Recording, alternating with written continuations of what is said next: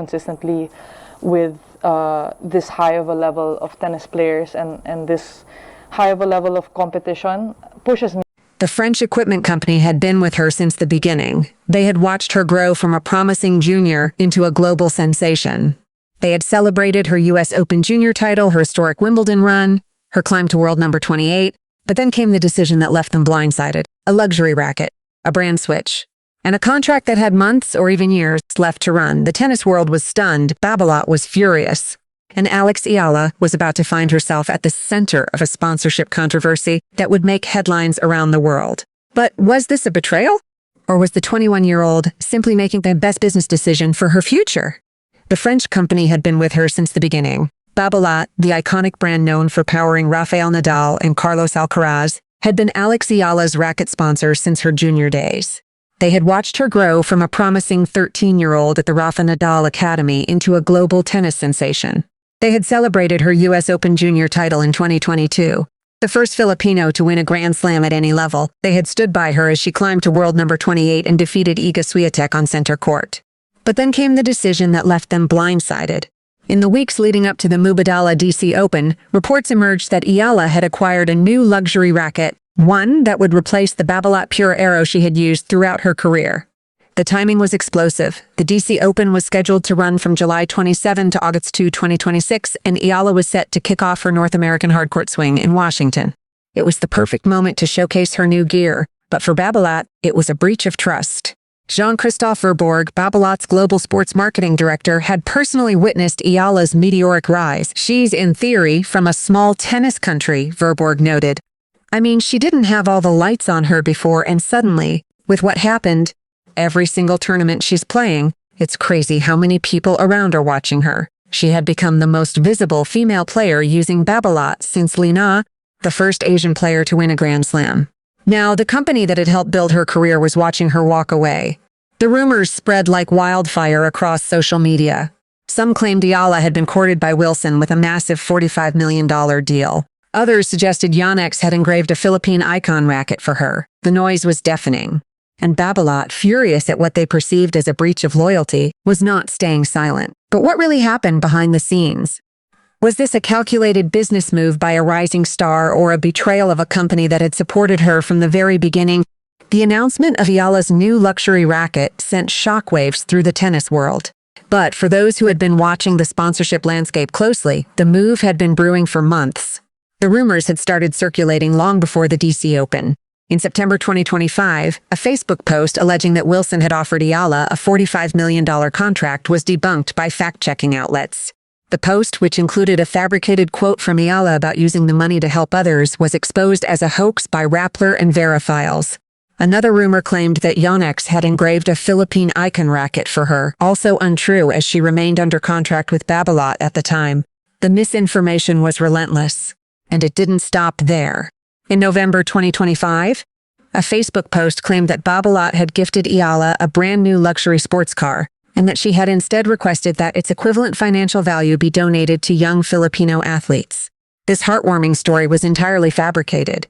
Neither Eala's camp nor Babolat had issued any statement about the gifting of a luxury vehicle, and the post carried glaring factual inaccuracies, including listing Eala's age as 19 when she was actually 20.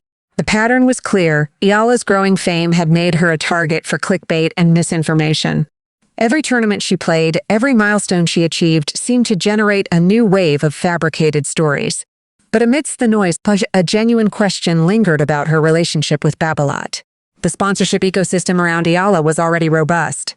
Alongside Babolat, Nike outfitted her on court. Globe Telecom and the Bank of the Philippine Islands provided crucial financial backing. Locally, Juice had also come on board. Together, these partnerships formed the foundation of her professional career.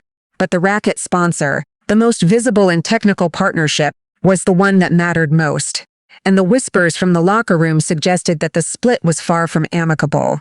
The decision to switch rackets had sent shockwaves through the tennis world. But for those who understood the economics of professional tennis, the move was not entirely unexpected.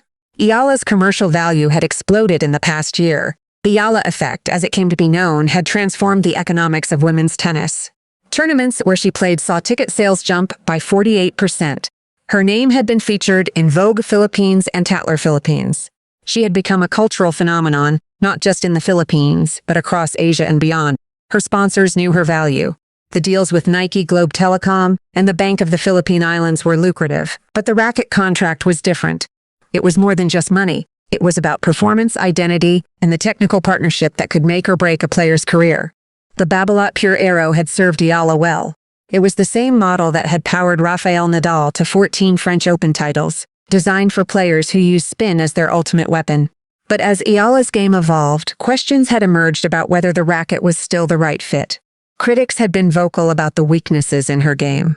Martina Navratilova, the 9-time Wimbledon champion, had offered a pointed critique. Only a third of her serves are slices to the backhand.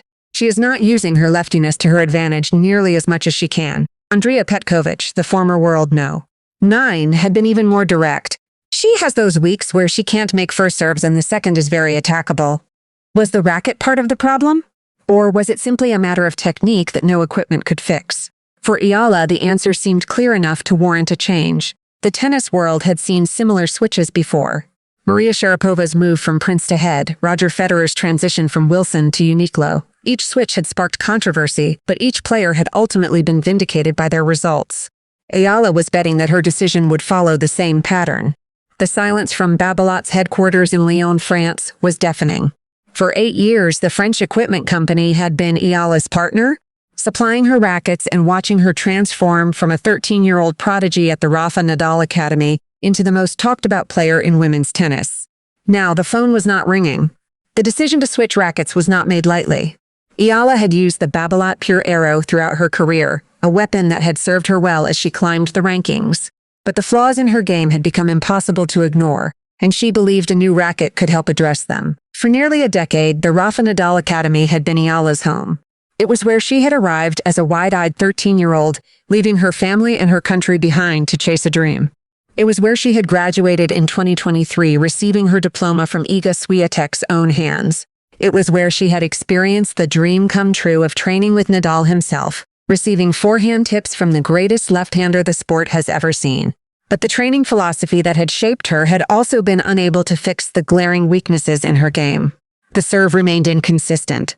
The forehand, while powerful, lacked the devastating consistency of the sport's elite players. And the mental block that seemed to appear against certain opponents had cost her matches she should have won. Babolat's fury was understandable. The company had invested heavily in Eala's development. They had seen her potential before the world had, backing her when she was still a junior with everything to prove. She had been their flagship female player, their answer to the question of who would carry the brand into the next generation. And now, she was walking away. The whispers from the locker room suggested that the split had been tense. Negotiations had broken down. Communication had ceased. What had once been a partnership built on mutual trust had devolved into a cold, businesslike separation. The decision to switch rackets had been made. The luxury new frame was in her bag. And the tennis world was left to pick up the pieces of a sponsorship fallout that had been years in the making. Babolat's fury was understandable. The French company had been with Eala since the beginning. They had seen her potential before the world had, backing her when she was still a junior with everything to prove. And now she was walking away. The partnership had once been a perfect match. Eala's game, built on spin and precision, was perfectly suited to the Babolat Pure Aero she had wielded throughout her career. But as her game evolved and the flaws in her serve became more glaring, the relationship had soured. The whispers from the locker room suggested that the split was far from amicable. Rumors had been circulating for months, fueled by a relentless wave of fake news that had made it difficult to separate fact from fiction. The Wilson $45 million rumor, the Yonex Philippine icon claim, the luxury sports car story, each had been debunked, but the damage was done. The pattern was clear. Eala's growing fame had made her a target for clickbait and misinformation. But amidst the noise, a real question lingered. What was the true state of her relationship with Babolat? The answer would have to wait. For now, Eala was focused on the Mubadala DC Open in Washington, the WTA 500 event that would kick off her North American hardcourt swing. The tournament was stacked with talent, including Alina Svitolina, Marta Kostyuk, Naomi Osaka, and defending champion Leila Fernandez. It was the perfect moment to showcase her new gear and prove that the decision to switch was the right one. Babolat's fury was a reminder of a harsh reality in professional sports. The relationship between a player and a sponsor is built on performance, results, and mutual benefit.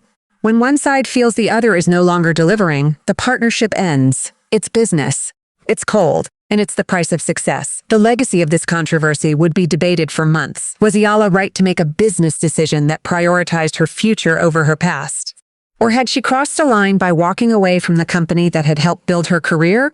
The answer, like so much in professional sports, depended on which side of the net you were standing on.